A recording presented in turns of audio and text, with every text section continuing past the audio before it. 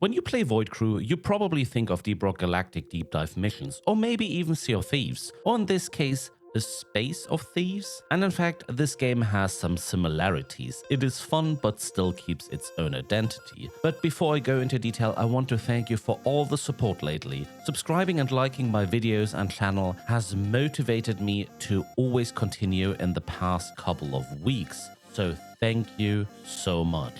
Back to Void Crew. In this game, you man one of the available ships with your crew of up to 4 players. While you can also play this game solo, I would not recommend it unless you have the reactions of a Jedi. On the mission base, you can select between different types of ships, for example a destroyer class ship for up to 4 players and the smaller frigate for up to 3 players. Each of the ships have different loadouts and defense, support, and weapon systems. You will also be able to customize your character in look and skill. Small details like squishing your crewmates by jumping into lightspeed while they are not sent down make a good laugh. While the game lets you do it, it is absolutely not worth playing with 2 people on a destroyer, as the ship is just horribly large and the ways between decks are too long for a small crew. Before starting a mission, you might want to check your ship selection, as the game defaults to a destroyer at first. Also, the game tends to default to open lobbies. If you just want to play with your friends, you might also want to change this in the lobby menu. This is also important for content creators, as the game supports in-game voice. The missions you select usually have different objectives and also environment modifiers. For example, in one of the missions we got grilled by a freeze ship, which just caused pain, suffering and death during the mission. This is absolutely not enjoyable. The mission itself is hard, really hard. Your objective can be to gather data from an outpost while you need to defend it, and also defend yourself from wave after wave of enemies jumping into the system. This gives you constant action, but also not much room to breathe and repair. Certain enemy units even call other units if you don't destroy them fast enough. And if the big boy jumps in, you better be fast or have enough firepower.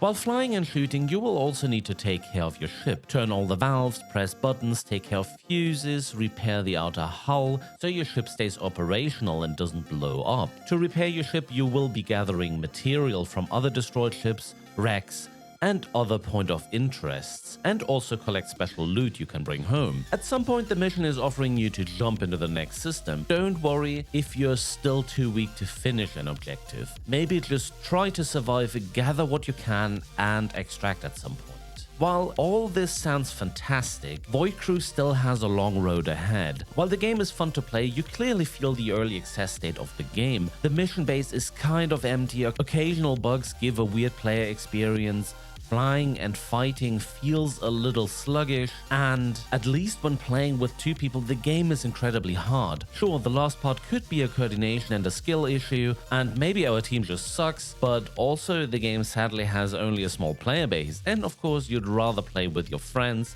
than with randoms. I hope with frequent updates this game can be balanced out and made into something you can play regularly without falling into rage mode. For the moment, I would give Void Crew a neutral to slightly positive rating. I am looking forward to see more. Thank you so much for watching. Tell me in the comments below what you think about Void Crew, and as always, take care outside in the void.